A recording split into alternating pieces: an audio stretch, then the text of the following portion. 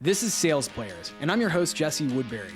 I've spent my career selling for early stage companies, and now I'm on a mission to help reps and operators find tips, strategies, and resources for generating more pipeline, closing more deals, and building wealth in tech sales. To learn more, visit salesplayers.co. All right, we are live. What's up, Sales Players? It's Jesse, and in today's episode, I wanted to go through some of the habits that I've noticed, not only in myself, but also in the peers that I've worked closely with who've done significant and predictable deals, what some of the habits were to drive excellence in their deal-making process. And I think this is an especially important topic right now because in 2025, it is definitely harder to get deals done than it has been in previous years. Why is that? Well, the market is a little bit uncertain right now. There's some challenges in the macroeconomy. And as a result, a lot of buyers are holding back a little bit. They're bearish on making purchasing decisions or procurement decisions.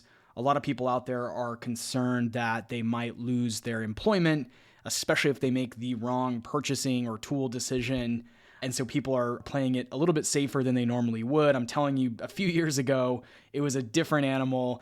You could go into a company in the director level, could probably spend $500,000 on software.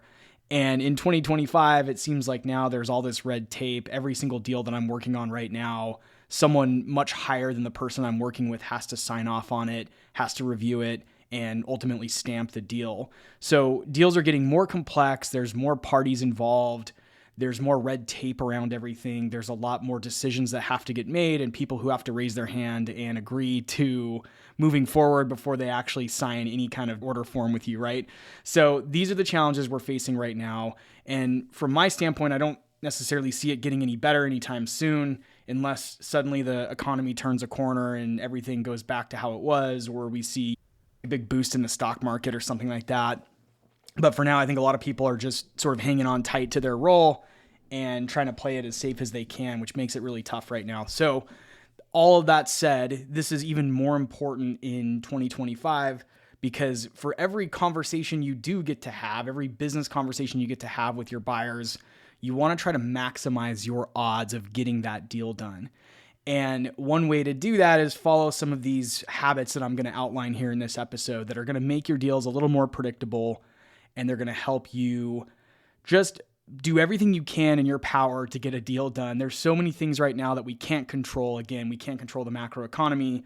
You can show up, you can demo, you can present, you can give competitive pricing, you can do all your discovery and all those things, and you can still lose the deal because the company is trying to be cautious right now and they don't want to make the spend, or they don't want to switch from their current provider, or your competitor is cheaper. So there's all these things you can't control when you're doing deals with companies. But let's focus on some of the things that you can control and some of the things you can do to maximize your odds of winning a deal in 2025. So let's go through them. Number one, it comes down to discovery. Everybody talks about discovery. I don't want to spend the next 30 minutes droning on about discovery. Y'all know how important it is to do good discovery. And by the way, discovery is not just a step in your process. It is an ongoing part of doing deals with companies. You are constantly doing discovery, constantly, up until things get signed and possibly even after, depending on the type of deal you work on and the type of product you sell. But discovery is incredibly important for these deals. Why? Because I think a lot of us are afraid to ask some of the direct questions that we need to. And we're oftentimes unskilled at being able to go deeper and deeper into a discovery conversation.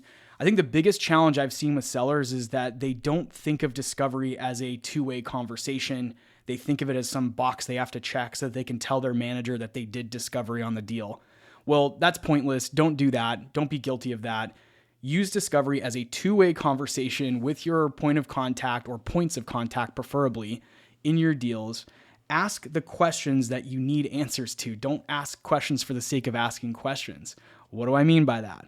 Well, you have to be as direct as possible. I think one great example of this is sometimes we get into a deal cycle and someone already uses our competitor, or they're maybe using some homegrown solution or something like that, and they have that already in place.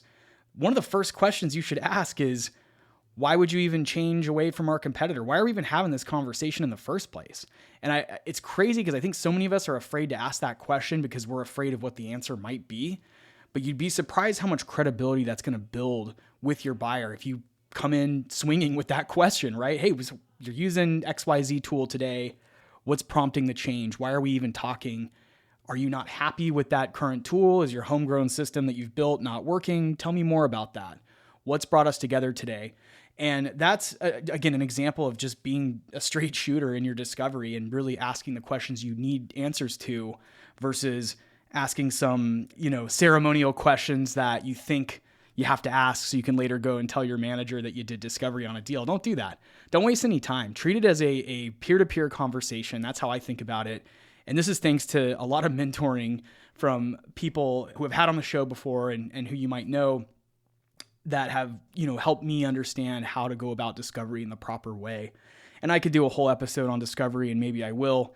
If that's something you're interested in, be sure to reach out, let me know, and I'll do a whole episode around discovery. Hell, maybe I'll even do a meetup or something in the sales players community around the topic of doing proper discovery in your deals. But get good at discovery. Really study the craft. Really approach it from a conversational standpoint and try to gather the information that's going to actually help you solve the problem for them. Don't just approach it with a idea of what you think you need to ask them. Go and ask the direct questions. Really find out what's brought them to your table, why they're evaluating alternatives to what they're doing today, what the business impact is, meaning what happens if they don't make a decision on this. And this is a very, very key question right now because so many companies right now are just choosing the status quo in 2025 because they're concerned about where the market is. There's a lot of uncertainty around where things are going to go in the future of our economy. And so I think a lot of people are just holding off on making purchasing decisions and figuring out how to make do with what they've got in place. So I think one of the most important parts of your discovery, and again, ongoing, is to continually ask, why are we doing this? What is the business impact of this? And what is the compelling reason to do this now versus next year, 5 years from now, right? Why are we doing this now? And if there's not a very clear indicator that they need to move quickly or they need to move inside this year, then it might be worth pushing them out, forecasting them out to a later time, and focusing on building pipeline to backfill that conversation. So that's discovery. The next one is value-focused presentations and demos. I've talked about this a lot on the show, but let me recap what I mean by that. A lot of times we show up to a demo and we want to just talk about all the cool bells and whistles that our product has and all the fun features and buttons and cool things that it does. And we're not focused on the business value or the why. What's in it for them? Why should they care about this? It's super important to actually go into any presentation or any demo where you're showing off your product and your solution to map it back into why it's a business value for them.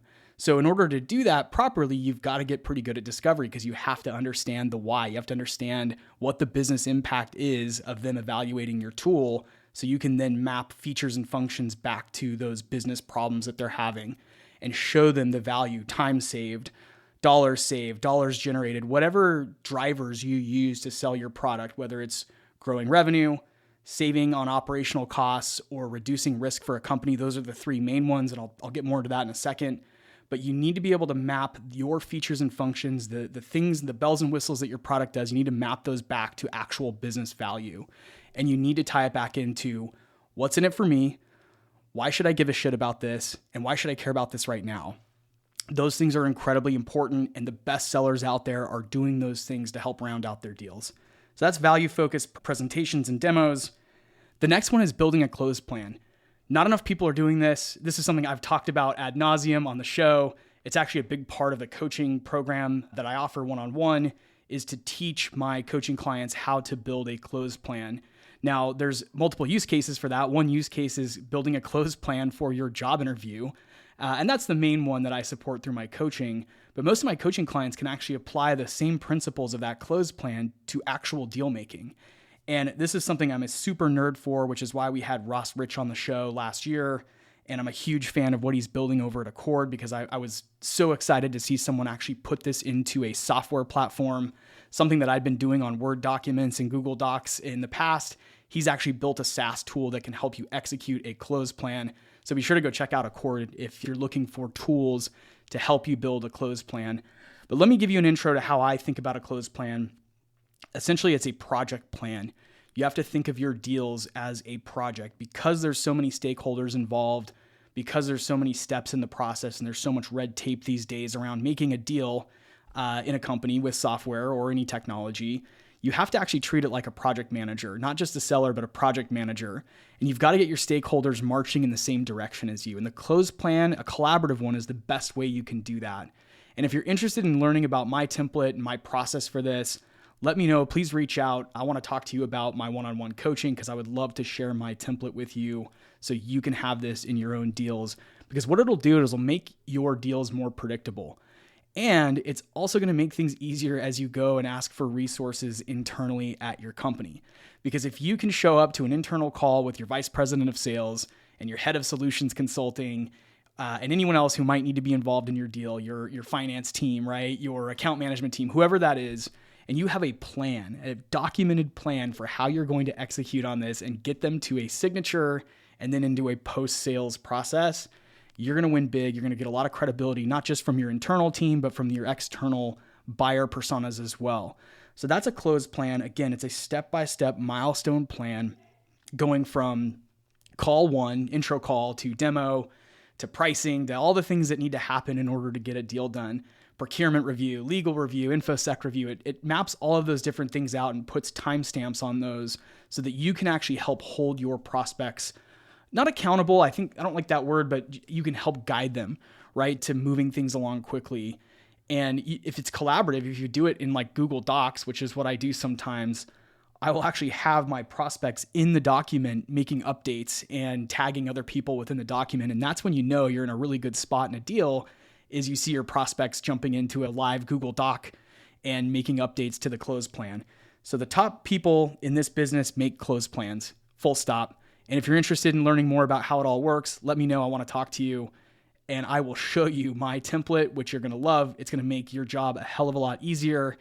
It's going to help you build some trust with your buyers, and it's going to help with asking for resources from your internal team. All right, the next thing I put down was trust building and relationship building and earning trust of your buyers. So how do you do that? How can you do that to make your deals more predictable and more ironclad? Well, it starts with delivering what you say you're going to do and following up as you say you're going to do. I actually heard recently from one of my prospects that they had done a demo with one of our competitors, and that rep didn't follow up for 2 months. In fact, the team had to follow up with the sales team over at this company, which is absolutely wild. Imagine that person's credibility in the deal cycle after that point. I now have an advantage because I'm competing with this rep, and this rep took 2 months to get back to our mutual stakeholder here. And now, if I come in and implement my process and I'm constantly following up, right? I follow up after every session. I deliver the resources I say I'm going to deliver. I've built a ton of trust and credibility with this buyer, and I now have a huge advantage in a very competitive deal cycle. So it's very important that you do what you say you're going to do when it comes to your buyers. Follow up quickly, promptly. Field resources, right? Bringing in your internal resources to conversations is a great way to build credibility with your buyers because they see that you have the ability to rally the people on your side to get things done. And it's going to help them feel a lot more confident about moving forward with your product or your solution versus the competitors, especially if that competitor takes 2 months to follow up after a demo. So building trust, building a good relationship, earning trust, I should say, not just building trust. And the other way that I like to do this is by politely asking in maybe the first or second meeting if I can have their cell phone number and if we can move the conversation to text message as needed. I always emphasize that I'm not going to light them up at 1 o'clock in the morning or anything like that. I try to say it in a joking way so they understand that it's just completely out of the realm of possibility. But it does take some time to build the relationship up in order to ask that. But once you move a deal conversation to text messaging, you are in a very good spot because follow-up is going to be a lot easier. You're going to get a faster and higher response rate to any sort of follow-up activity. And you just have that access to someone, and you need that. You need that in order to keep moving the deal forward consistently. So that's trust building, relationship building. Work on that.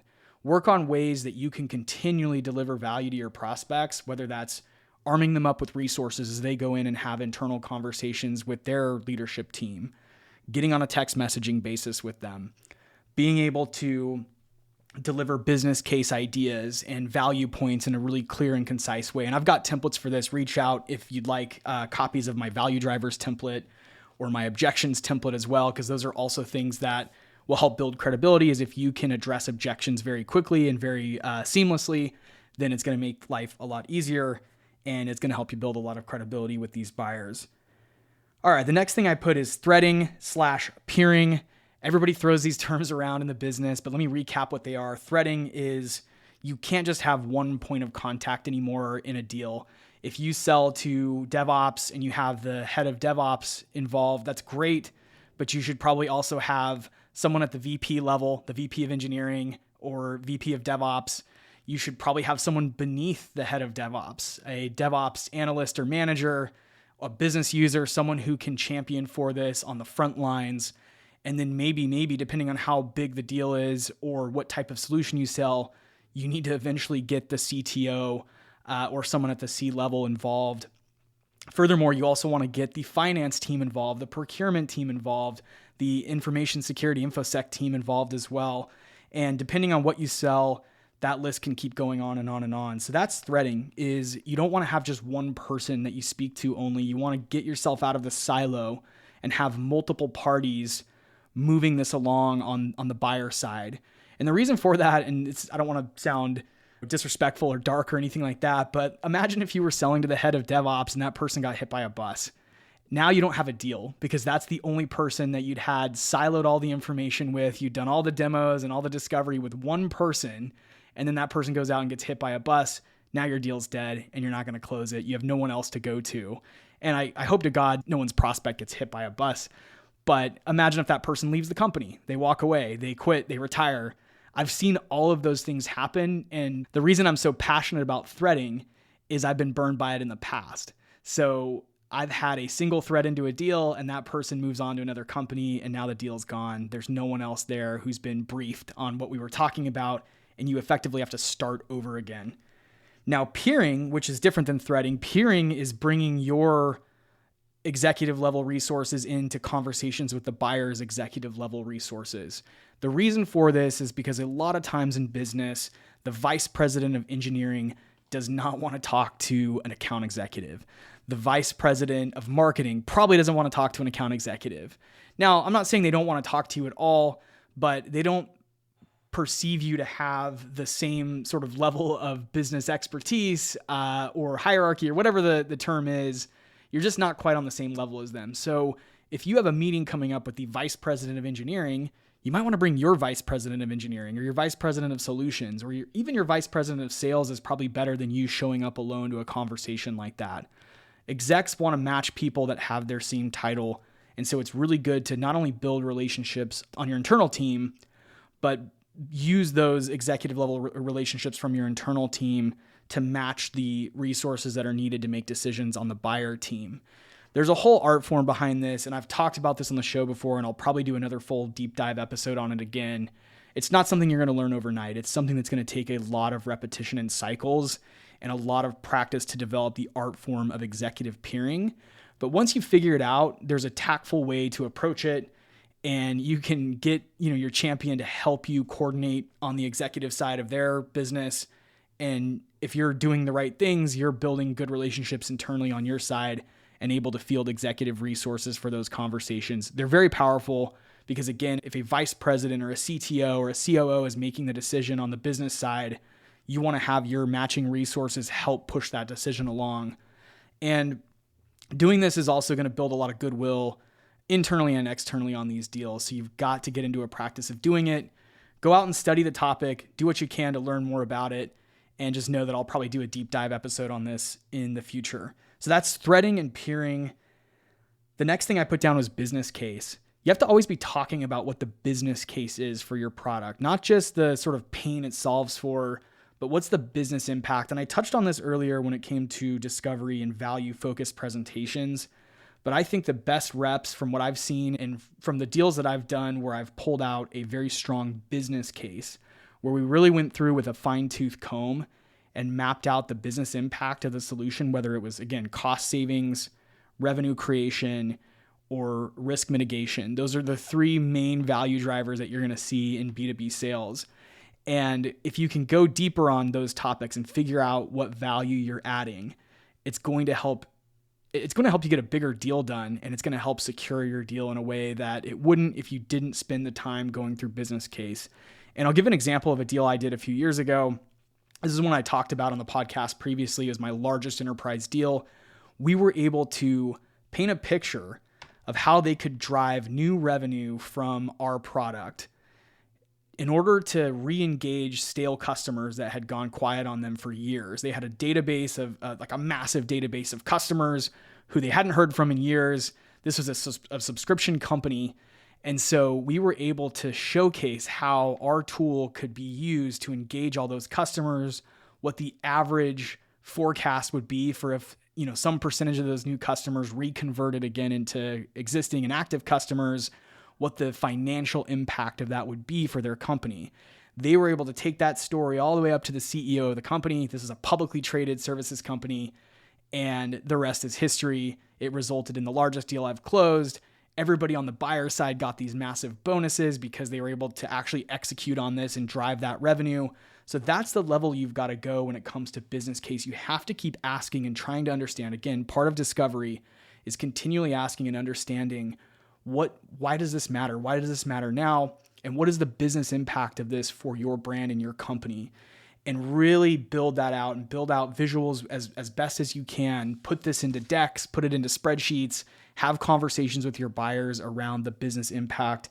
And that is going to give you a massive leg up from your competitors, and it's going to help you get more predictable in your deals. All right, last but certainly not least, this is more of a mindset and a habit and a behavior. As we've discussed, a lot of very practical things that you need to do, but this one is more of a mindset thing, which is you have to continually push yourself to have uncomfortable conversations.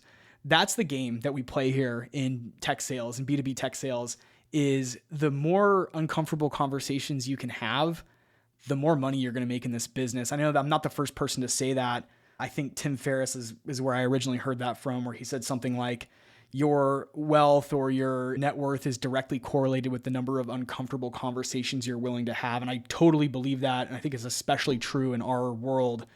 You have to be able to continually have tough and uncomfortable conversations with people, whether that's your champion, pushing for more information, probing a little bit more to try to understand what's in it for them, what the compelling reasons for doing this are, whether it's a tough conversation with an executive. You might, at some point in a deal, meet an executive who's not too impressed with what you're offering, or maybe not too impressed with your proposal or pricing. That's going to be a tough conversation that you have to learn how to just sit with and be comfortable having uncomfortable conversations. At some point, you're inevitably going to have to deal with a procurement department. And I can tell you firsthand, every time I deal with procurement, it's an uncomfortable conversation. So you have to learn to get used to that discomfort and be able to actually, in some ways, weaponize it back at the buyer and push back as best as you can in a polite way, right? Not in a rude way or a condescending way, but in a polite way, challenge that person's thinking and that person's worldview, and go back to, again, the business case, the business value, and those sorts of things that we've already talked about. So having uncomfortable conversations, and by the way, uncomfortable conversations are also going to happen internally. Sooner or later in this business, you're going to have to go up to your VP of sales or your CRO and let them know that a deal's slipping, or that something's pushing back a quarter, or that you lost a deal to a competitor. Like, those are all things that are very, very feasible in this business. You have to learn how to continually get better at having uncomfortable conversations. And the better you get at it, the easier it's going to get. And then you're just going to go right to the hard conversation. And again, this is back to the discovery. So many of us, we go to a discovery call and we're afraid to ask why are we even talking in the first place? What's the point of even making a change today? What would get this done? Who makes these decisions? Who sponsors this? Who signs this? Those are some of the harder questions you have to ask, and you have to learn how to get comfortable asking those. So everyone out there, get very comfortable having uncomfortable conversations, and I promise you it will make doing deals a lot easier, and it's ultimately going to make your deals more predictable. That's sort of the theme of this episode, is how do you drive predictability in your deals in 2025 when there's so much uncertainty going on? What can you control to make your deals a little bit more predictable? So I hope this helps someone out there. I've shared this now a few times in the episode, But if this is something you're interested in taking a deeper dive into, I would love to introduce you to my one-on-one coaching program. I'm going to put a link in the show notes for an introductory conversation, a 15-minute call. It's a Calendly link. Book 15 minutes with me, and I'll share a little bit more about how we can work together, how I can help you be more predictable in your deals, level up in your tech selling career, or make the biggest commission of your life. That's my goal for everyone listening, is to turn everybody who's a sales player fan into a super sales player that makes the biggest commissions they've ever made and has a fantastic and outstanding career in tech selling. Thanks all for listening, and have a great weekend.